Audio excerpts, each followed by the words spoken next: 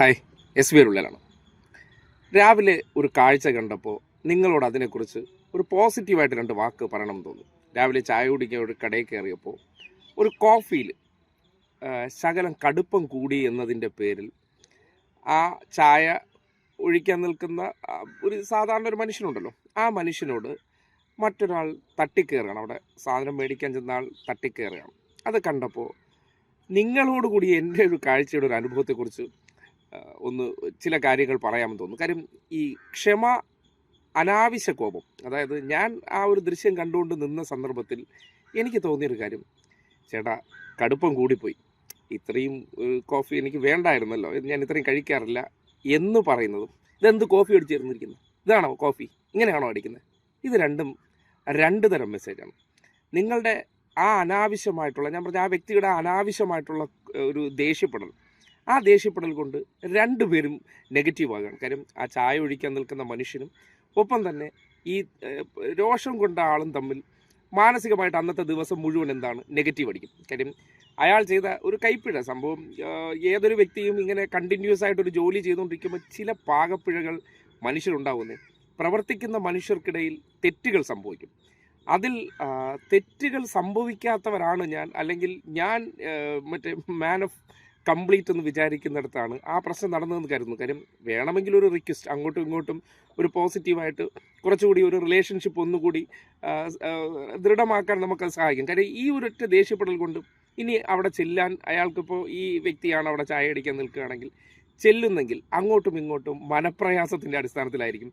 അങ്ങോട്ടും ഇങ്ങോട്ടും ഒരു ചൊറിയനാണ് വരുന്നതെന്ന് ഒരാൾക്ക് തോന്നും, ആ നിൽക്കുന്ന ആൾ കഴിവില്ലാത്തവനാണെന്ന് തോന്നും. അപ്പോൾ സ്വാഭാവികമായിട്ടും അതൊരു പരസ്പരം ഒരു വൈര്യത്തിൻ്റെ ഒരു സാധനം അവിടെ ഉടലെടുക്കുന്നുണ്ട്. അതുകൊണ്ടാണ് ഞാൻ പറയുന്നത്, വ്യക്തികളുടെ ജീവിതത്തിൽ അത് കണ്ടപ്പോൾ നിങ്ങളോടൊരു ഉപദേശിക്കാനായിട്ടൊരു കാര്യം, നമ്മൾ ചിലയിടങ്ങളിൽ ഈ ക്ഷമ ആട്ടും സൂപ്പിൻ്റെ ഫലം ചെയ്യുമെന്ന് പറഞ്ഞാൽ ഒരു വാചകത്തിൻ്റെ സ്വരം മാറ്റിയാൽ തീരാവുന്ന പ്രശ്നങ്ങളുണ്ട്.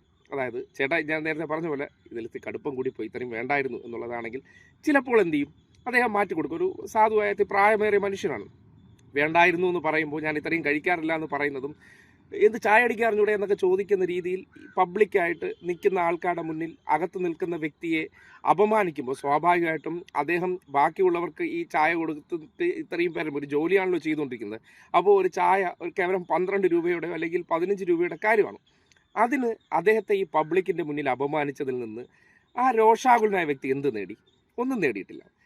അപമാനിക്കപ്പെട്ട വ്യക്തിക്ക് ഇത്രയും പേരുടെ മുന്നിൽ സ്വന്തം ജോലി ചെയ്തുകൊണ്ടിരുന്നിടത്ത് കഴിവുകേടുണ്ട് എന്ന് തോന്നിക്കുന്ന രീതിയിലുള്ള പ്രതികരണം നടത്തി അദ്ദേഹത്തെ അപഹസിച്ചു എന്നുള്ളതേ ഉള്ളൂ.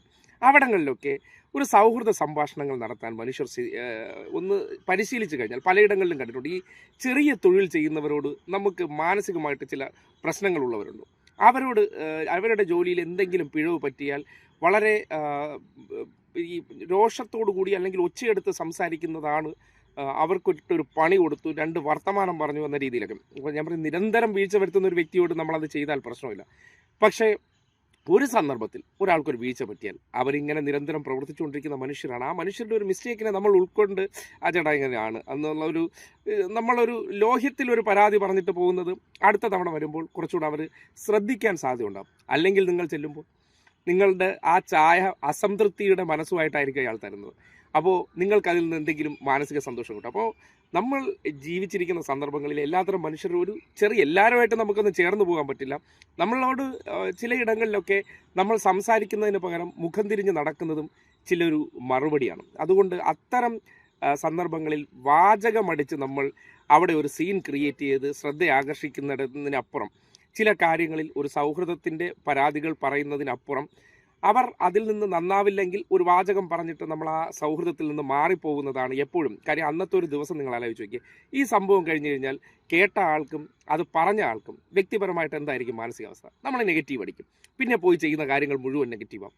അതുകൊണ്ട് ഇങ്ങനെ ഒരു കാഴ്ച കണ്ടപ്പോൾ നമ്മൾ ചിലയിടങ്ങളിൽ ക്ഷമ ഒരു നല്ല ആയുധമാണ്.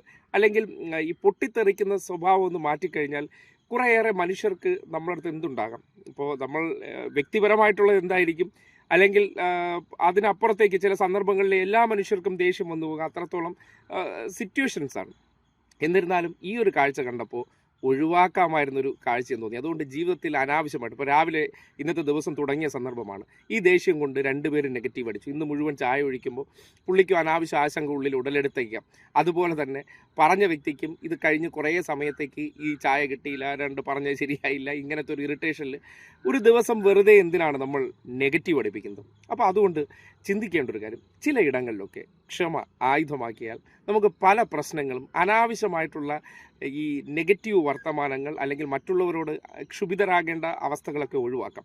അതുകൊണ്ട് എല്ലാവരും ഒന്ന് ശ്രദ്ധിച്ചാൽ അന്നത്തെ നിങ്ങളുടെ ദിവസം തന്നെ, ഇപ്പോൾ നമ്മളോട് ഏറ്റവും മോശമായിട്ട് പെരുമാറുന്ന ഒരാളോട് ചെയ്യേണ്ടതല്ല, പക്ഷേ ആരെങ്കിലും കയ്യിൽ നിന്നൊരു മിസ്റ്റേക്ക് ആണെങ്കിൽ നമ്മളതിനെ ഉൾക്കൊള്ളാൻ തയ്യാറാകണം. മനഃപൂർവ്വം ചെയ്യാത്ത കാര്യമാണെങ്കിൽ പോലും നമ്മളതിലൊന്ന് ക്ഷമ എന്ന ഒരു രീതിയിൽ കൂടെ പോയാൽ അങ്ങോട്ടും ഇങ്ങോട്ടും കുറച്ചുകൂടിയൊക്കെ ഇപ്പോൾ ഒരു തിരുത്തൽ വരുത്താനായിട്ടുള്ള ഒരു അവസരം കൊടുക്കുക എന്ന് പറയുന്നത് ഒരു മനുഷ്യൻ്റെ സ്വാഭാവികമായിട്ടുള്ള ഒരു രീതി ആകേണ്ടതുണ്ട് എന്നൊരു അഭിപ്രായം. അതുകൊണ്ട് ഏത് തൊഴിൽ ചെയ്യുന്നവരോട് അനാവശ്യമായിട്ട് ദേഷ്യപ്പെടുന്ന പരിപാടി ഉണ്ടെങ്കിൽ തൽക്കാലത്തേക്കൊന്ന് മാറ്റിവെക്കുക.